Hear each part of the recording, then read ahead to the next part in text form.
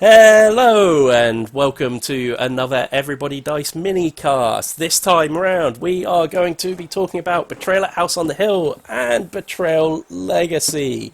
That box is rather big, so I'm going to keep it out of shot for the rest of it. Otherwise you won't be able to see anything. So Betrayal at House on the Hill. I'm joined today by... Daryl. Oh, okay. We were waiting for too long and then... That's fine, I pop in the names anyway, usually, for these things, so it's fine, we can figure that out. How are you guys doing? We're in sync.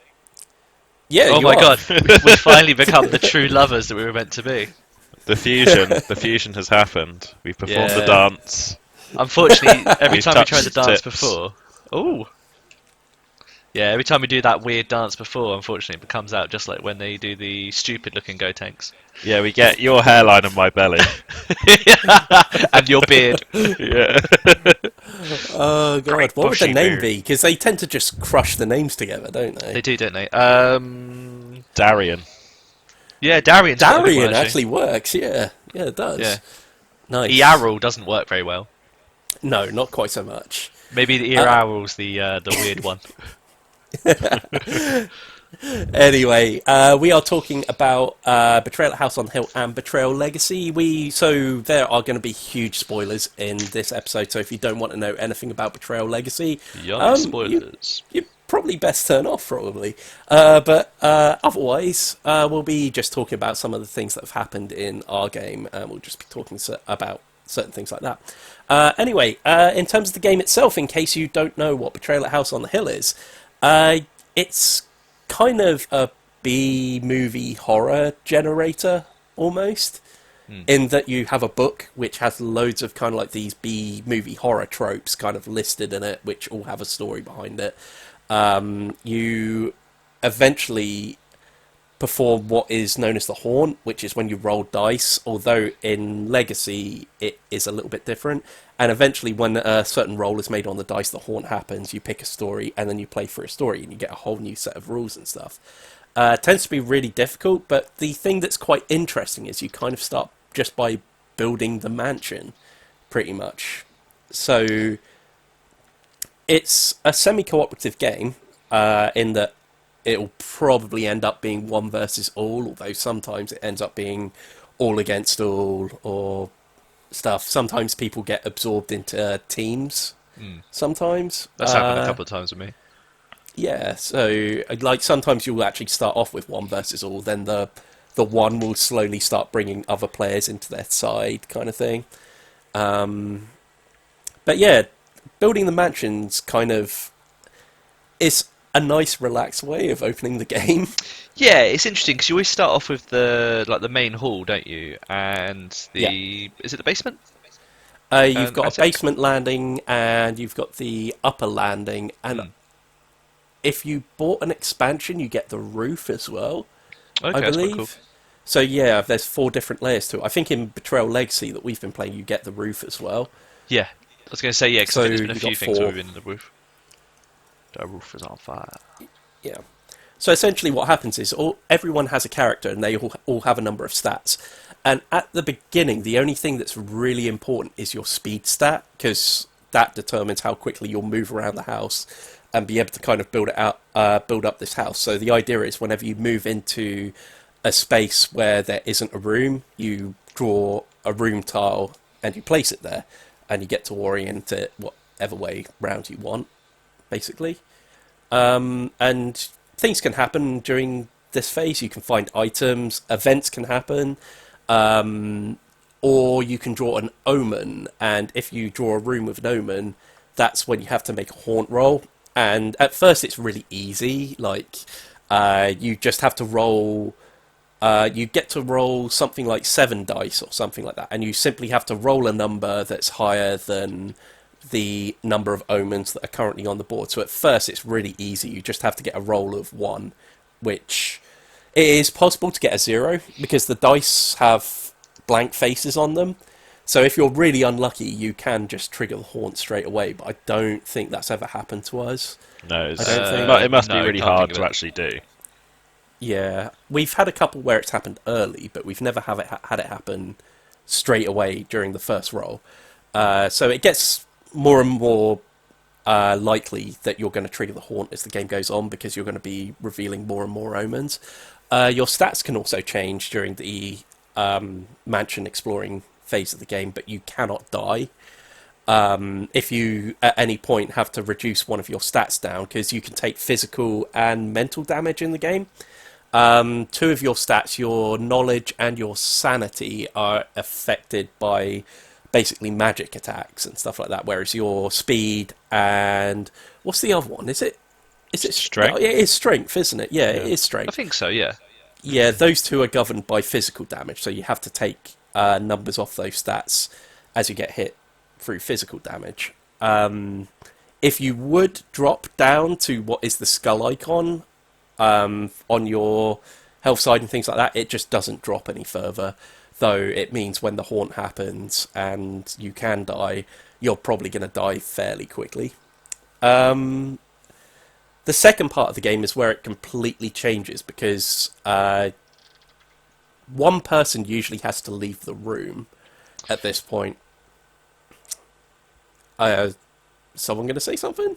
Yeah, I mean, go on. I like that personally, because that's when it starts to separate team-wise, doesn't it? You get one person who usually has some sort of mean and nasty plot, and another person or another group which have to prevent said nasty plot, and you're both given different information. So I think, as an example, one we've had quite recently, the only time I think it wasn't popular was when technically we were on the same team. Yeah. Oh, yeah. So normally you both have conflicting agendas, and you have to go about it in the way that one is successful and the other is not. However, we've had one in the past where I think I was the baddie in inverted commas. Technically you were. I think, from mine and Daryl's perspective, you were a bad guy. But had they just left me to it, they would have lived. Yeah. Which is a really interesting way of playing it. Yeah. When you all the other ones we've had before is, if you've been the bad guy or I've been the bad guy, it's straight up, that guy is a nutcase, he's trying to do this. Yeah. Whereas this was the first time we all kind of went, oh. Yeah. I mean, the thing is there was nothing to suggest on our part of it that we were to do absolutely nothing. There was nothing that said you could choose to trust this person and leave them to do what they want. But I think that's the point, isn't it? Yeah. It was the point that part of your you don't game trust was you me had to regardless, convince us. but I have to convince you that I'm all right. And you guys didn't believe me until the end anyway, did you? Yeah, No. pretty much. Because we had tasks that we had to do at the same time. I forgot what it was exactly we had to do. There was like a little goblin or something, wasn't there? And he was trying to kill you, but needed my help. And I was trying to stop him, but couldn't. There were certain bits I couldn't do. Yeah, and it was one of these things where it kind of felt like me and Daryl didn't really... We had tasks given to do, but if anything, all that was doing was making your job harder, Ian. Yeah. If I remember correctly. And so when you had to try and convince us, no, don't do any of that, just trust me and leave me to do all this, it kind of was, well, then what are we really doing? How do we contribute to this? Yeah. It all of a sudden seems very suspicious that that was happening. And in a way, looking back, that is kind of cool. But I don't feel as if it translated very well to a good playing experience, necessarily. No, I think it's worth noting that this is quite a rare point where we're looking negatively upon this. Yeah, I mean, usually when someone screws someone else, it's still really funny, usually, and really forgiving. Because one of the things about this game is, I will say that it's rare that the all win. It's usually the betrayer, that wins in this game. Usually because the odds are really stacked against the non-betrayers, and it kind of makes sense. It's supposed to be a big thing to overcome, usually, whenever you see these things in B-horror films and stuff like that. I'm trying to think of other examples we've had before. We've, without going into the legacy aspect of the game just yet anyway, we've had things like, I think we had a mummy that was trying to find its bride. Yes, I think we've had that was before. me. That was, yeah, and you completely threw us through hoops. In fact, if anything, that's a really good example of a time where I think we all came away having a really good time, but we kind of got really badly screwed on that. I can't really remember what I did.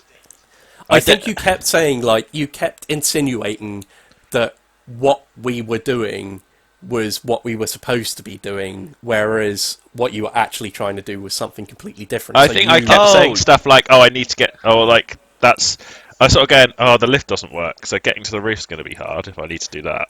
Yeah, and you guys are like, "He needs to go to the roof. He needs to go to the roof. Block the roof." And then like, you trapped Helen or whatever. Yeah, I trapped Helen in the basement, beat her to death, and then. Yeah, and we were like, "Oh, for one, yeah." And then I went. Yeah, Helen was the only thing in my way, and I just killed her. And you guys were all stood on the rooftop whilst I completed the mission.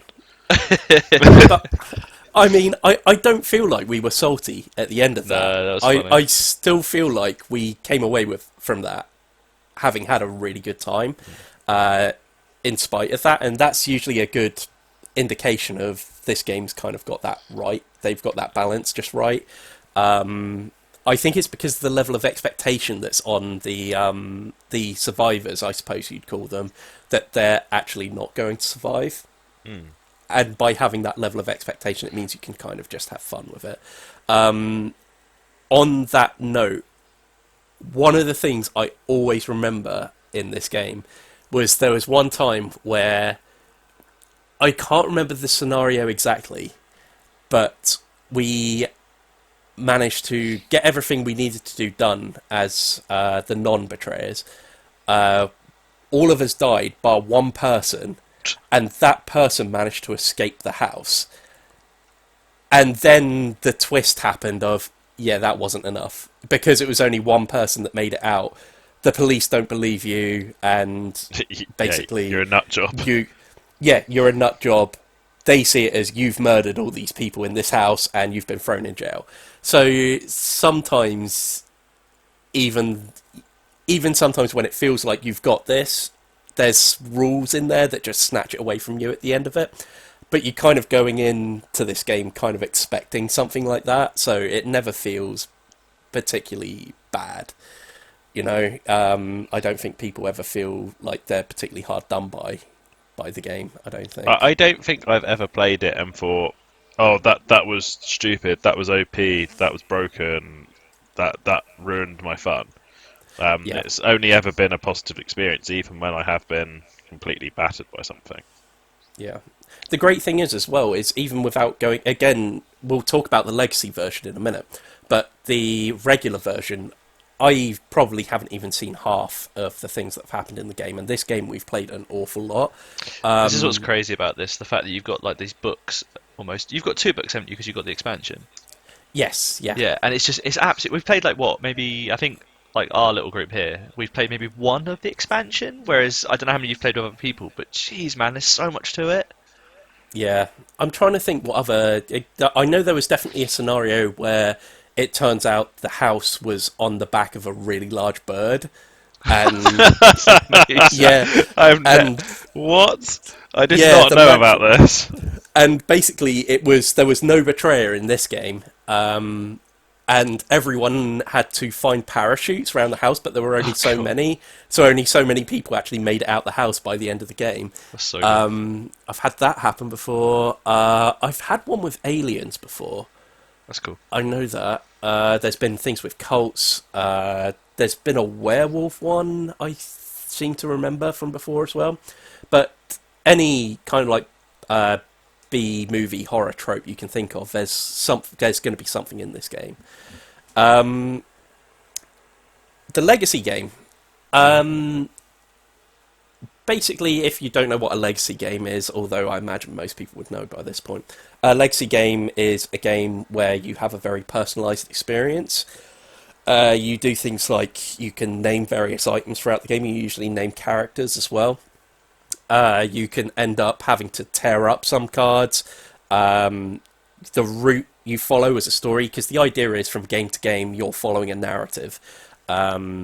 So choices you've made in earlier games are going to impact future games of it. And our game, there's a couple of personal, like, as in we've involved people we know in real life that we probably... People who know our social group are going to know who these people are by the names that we bring up, although they have been changed slightly. I think we'll stay away from actually naming the people we've actually based these things on. If I say their name again, are you going to beat me? Yeah, I think... Put it this way, I think... Ian, do you want to explain your family? You can use the names and stuff like that. We'll just stay away from who it's based on in real life, I suppose. I don't actually remember. What was my surname? Hooter. Yeah, but with an umlaut, I think. Above one of yeah, the O's, I think. H umlaut T U R. Hooter. Yeah, it was something like that. What's my first character? Who I think it was? I think Amelie was your first. I think. Was it Amelia? It might have been Amelia. Yeah. Yeah. So I had the Hooter household, and I think it's. I hardly remember all the names. There's Herman Hooter. Yeah.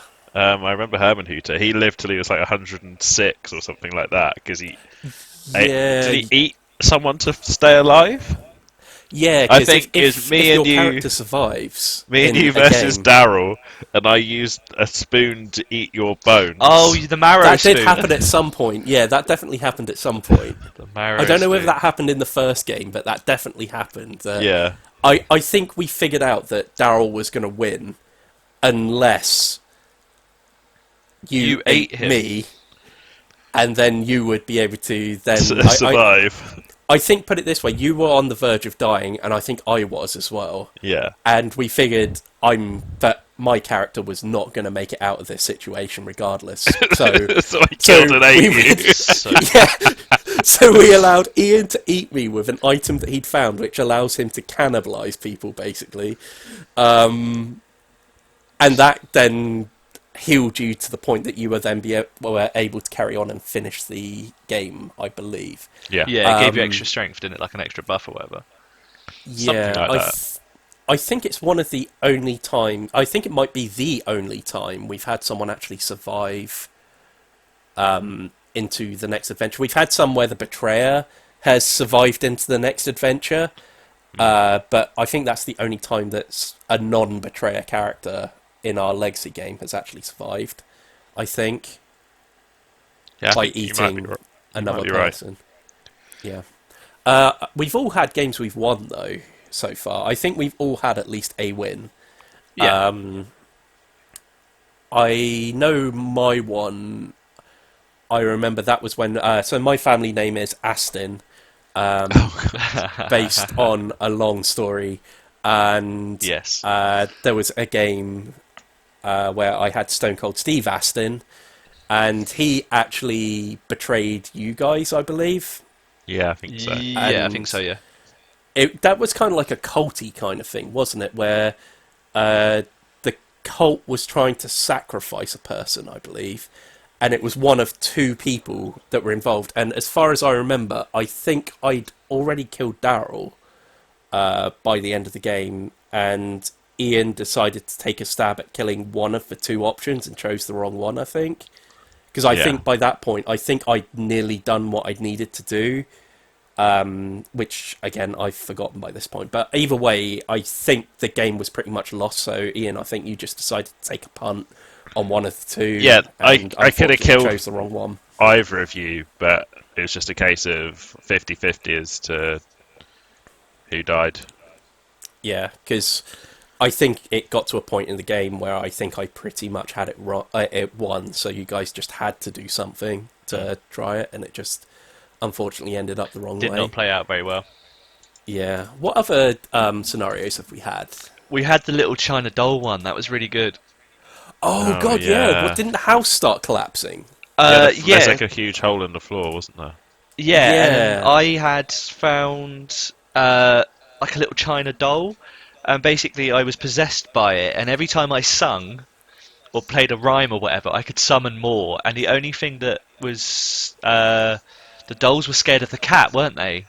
Oh So Yes. like the yeah. cat was the only Yeah. thing that could kind of well, you could stop them, but they would usually come back, but the cat would take them away and like hide them places. Oh, that was so good fun because like you guys, this is the thing with one of the game, like the aspects of the game that make it really interesting, especially for like us lot, is I went off to a separate room, read my rules. They know somewhat I have like some things I can do, but they don't know the full lot. And then basically I come out and I start singing like this Oh random yeah. little rhyme about dolls, and they're looking at me like, "What is he doing?" And then suddenly I bring back all of my dead dolls. Like I think it was like 12 dolls on the thing, and they're like, "Oh, You we're never going to do this." legitimately had to keep singing, didn't you? And we were looking at Yeah, you like, just reviving them back. Like, okay, yeah. So that was a really, really fun thing. But I think that character technically, she's not dead. She's just, well, potentially she's dead. My character, but she's underneath the floorboards, maybe. Yeah, I think you get the choice, don't you? If you've won as the betrayer, you have the choice of either bringing that character back or starting a new character and making up what happened to them. Because you Yeah, record there's a little sheet where you record everything that's happened to every single family member. So I think only one of us, I think Ian, you chose your character that was a betrayer wants to come back for the next one as a betraying character. yes. I think that's the only time one of us has decided, you know what, I want to bring that character back, I think. I think it's the only yeah, time it made sense. Yeah, I think you're right, yeah. Because I think a lot of them suggests an element of either insanity or something terrible happening that means that if you did bring that person back, it'd be a bit weird. Whereas I think the one where I brought them back, it was a case of survival. Yeah, And like he ended up taking the house and owning the house and surviving, and it would make sense that he was still there, yeah, albeit like 90 something. yeah. yeah. Okay, so one of the things I actually did want to touch on real quick, simply because it ran on quite nicely from that doll story. One of the examples of what makes a Legacy game so great is that hole that appeared in the house. That's now there for every single game we play now. There's a tile that you didn't necessarily get to put into the game, but we were instructed to because things happened in a certain way during our game. So whenever we play future games now, there is the chance we could draw the tile, and I think there can be puppets that can. Yeah, so I mean, Still we had be to take a around from tile it. out, didn't we? So we had to Yes. remove one tile and replace it with a big old hole tile. Yeah. And that's really cool. I really like the idea of that because when your legacy game is completely done and you've played through everything, you then have a personalised house at the end of it that you can play around with when you play just a standard game of Betrayal at House on the Hill.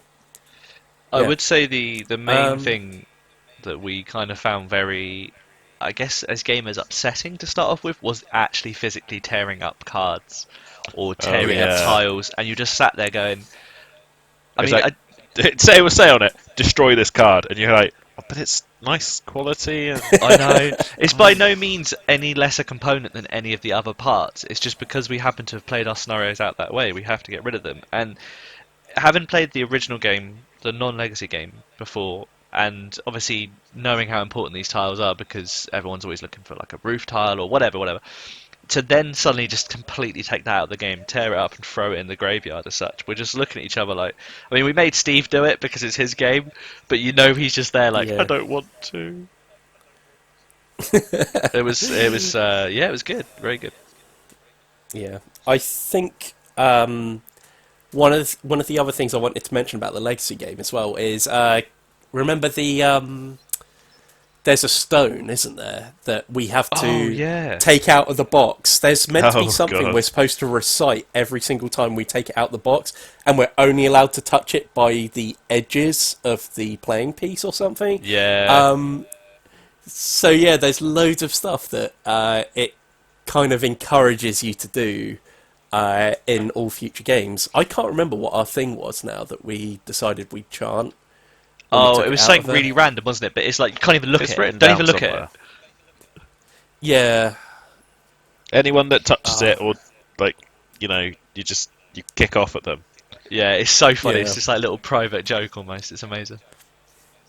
It's funny because it's a board which, if I remember right, it lets you take re-rolls, but every single time you re-roll, you have to put a sticker on the board, which is another big part of Legacy games. You'll be getting stickers and sticking them on the different pieces to further customize them. And I think when you stick stickers on the branches on this stone, because it's got kind of like almost like a branching skill tree almost, although they're not skills. And I think things can happen in the game depending on where stickers are on there, I think.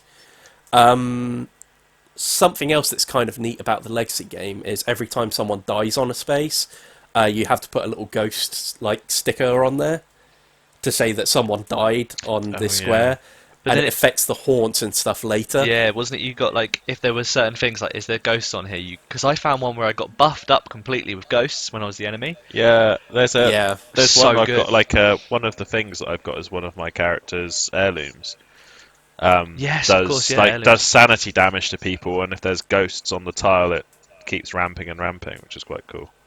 Yeah, that's another thing we haven't mentioned in this game is heirlooming items. So once per game, if you draw an item that you particularly like the look of and no one's already heirloomed that item, you can get one of the stickers that represents your family, stick it on the card, and whenever you draw that in later games, you get extra little abilities off that card that other people don't get, which is really, really neat.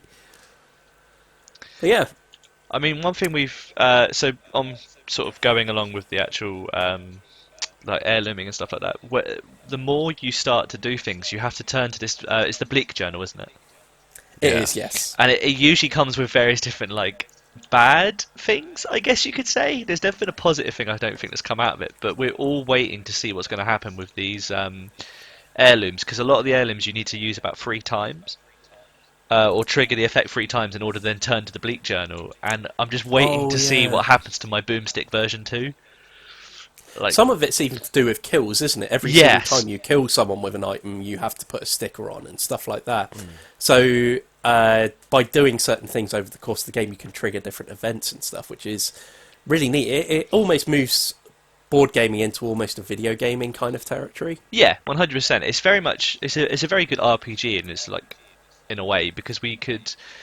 I mean, we're setting up a lot of the times. We're setting up younger house members, aren't we, with the potential to try and keep them into the next game.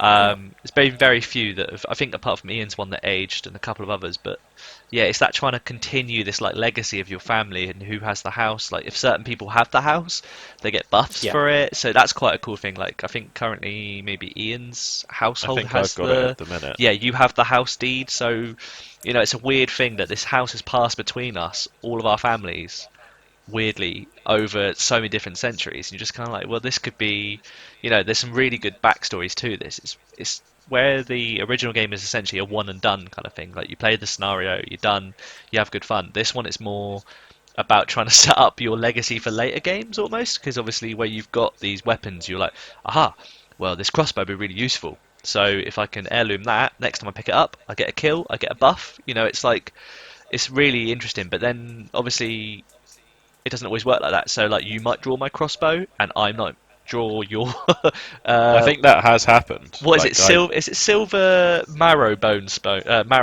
like that? Yeah, I named it something super weird though. Yeah, all of our weird things are very, very strange. Oh, the gimp mask of something. Yeah, there's like a mask. It's like, it's supposed to be like a something or mask of something, and I think I named it like latex, or it was like latex mask of naughty deeds or something stupid like that. Something funny. Yeah, but yeah, we've definitely got a few things where if I think we've been debating on bringing in a fourth person, because currently it's only the 3 of us that are actually playing this, but we've kind of always been talking about how. When the next person comes in that does play with us, how are they going to deal with all these horribly named items? The thing is, it's I think it's one of those games where, because we know each other, we can do what we want with it. But Yeah. yeah, it could be interesting to see if a third person comes in. But like, just sorry, while you were saying about the whole naming thing, one of the other cool things is some of the heirlooms get named by the game. So like, you'll pull a card out or pull out an item, and it will say give it its true title. Then you have to write Yes. in, say, the Mask of Cornholio or something like that, which, and then it becomes not necessarily. You never know. This is the thing. You never know whether it's going to negatively affect you or if it's going to positively affect you. But there's been a few scenarios where, because we've had that, and then we've drawn the Last Omen card, and then it's triggered the Haunt. It's then whoever has the Mask of Cornholio, and then you're like, aha, here we go, and then that's it. It's like, well, now they're potentially betrayer. Oh god. Does the what was it, a book of Cornholio? Yeah. Yeah. Does it want TV for its bumhole? Yeah. Ah, yeah. Okay. Give me DP. I think we always try to compare the games to other games that are on the market when we talk about these things as well. Just in case you've played Betrayal at House on the Hill and are looking for an alternative to it. You can't talk about this without also talking about Mansions of Madness, which is an app-driven game, which is based in the H.P. Lovecraft universe. It's not a legacy game, but it follows a lot of the same kind of formulas as Betrayal at House on the Hill, in that you start off with a mansion with very limited rooms. You explore the mansion, but you have an app that tells you what rooms are going where, and there's more of a narrative from the very beginning of the game. Difference between the two is that Mansions of Madness feels more like an investigation rather than an adventure, if that makes sense. Ian, I know you've played Mansions of Madness before, haven't you? Yes. Yeah, and I know would you I've say really... that's... Yeah, I'd say that's completely fair. I know that obviously there's lots of games based in a similar way to that, because obviously there's Mountains of Madness as well, isn't there? There is, but Mountains of Madness is a bit different. That's you're not exploring a house or anything like that. It's still very much the in game style is spread across lots of different scenarios, rather than Betrayal being quite actively a house on a hill. Yes, it is, and you're not getting the same sort of thing out of Mansions of Madness as you are with Betrayal at House on the Hill, but it's a really nice little alternative. Obviously, Betrayal at House on the Hill, it can play completely differently from game to game, depending on what stories you're drawing when you draw the Haunt, whereas Mansions of Madness is, like I say, it's more of an investigation. You have a mystery set up and you're exploring a mansion and you're very much solving a mystery, although it has a lot of similar things where the best solution isn't always to fight your way through everything. So it's a little similar again in that kind of respect. Apart from that, is there anything else you guys wanted to add about Betrayal at House on the Hill? I think it's fair to say it's one of those games that I don't have a bad thing to say about. I don't think I've ever had a session of the game where I've felt like I've wasted my time. Yeah. Which is very rare. That I haven't even had a bad game of it. Even like the one which we look at and think, oh, that could have been done better, we still had a good fun time with. Yeah. Yeah. What the only thing I would say is, Steve, if you had to, I don't know if you have, how many would you say scenarios out of the book there are? Like the original book, does it say how many there are? I've got a feeling it's something like 50 in the original one. Hang on a second.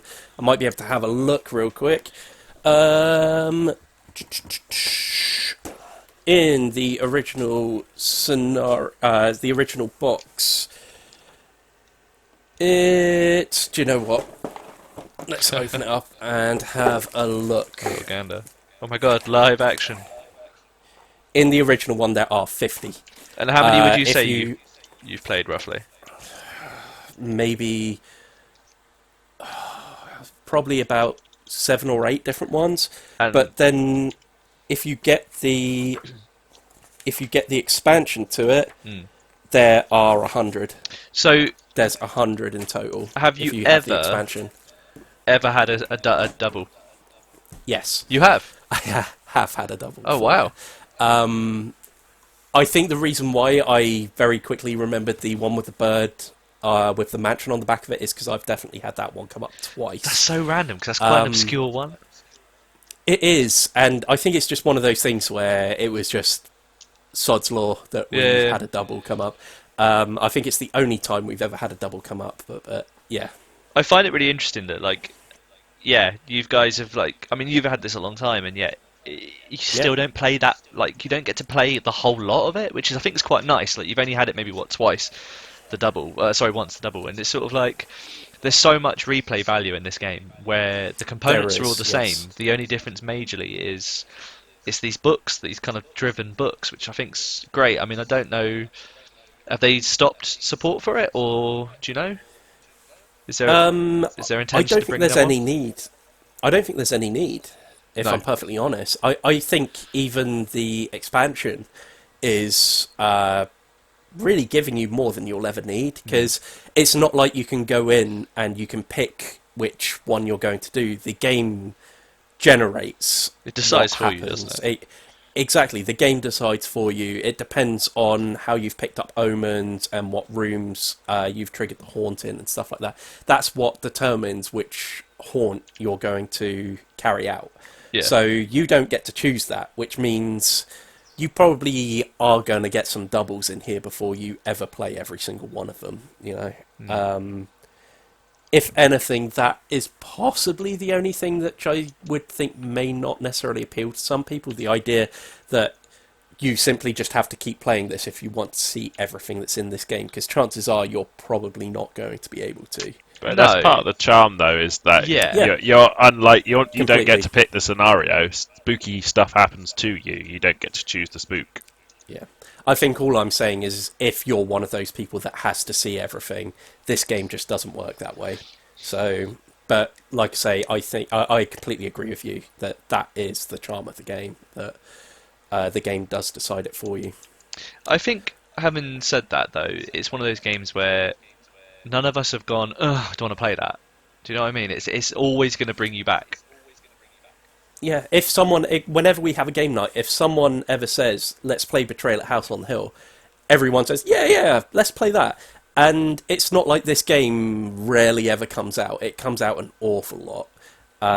It's just people enjoy it. I think people enjoy the fact that they know that even if they lose, this game at least still has enough entertainment in it that you're still going to enjoy yourself. It's oddly quite easy to teach as well.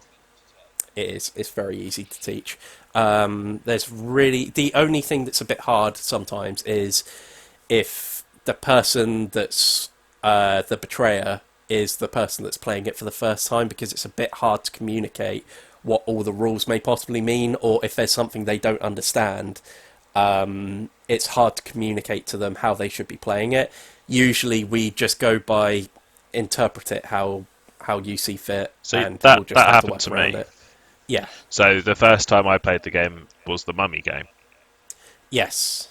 So yeah, it is something that you look on it and you think, oh, I don't know if I only just started playing this game. I don't know if I'm ready. I don't really understand. But once you realise it's set out very simply for you, and you can quickly make a decision of what you want to do with your haunt, and that's pretty much it. You're good to go from there. So as much as it does seem like a daunting thing to go into that, they do make it in such a way that it's not super difficult to understand. Yeah. Right, let's wrap this up here. Personally, I think this one is a recommendation from all three of us. I think. 100%.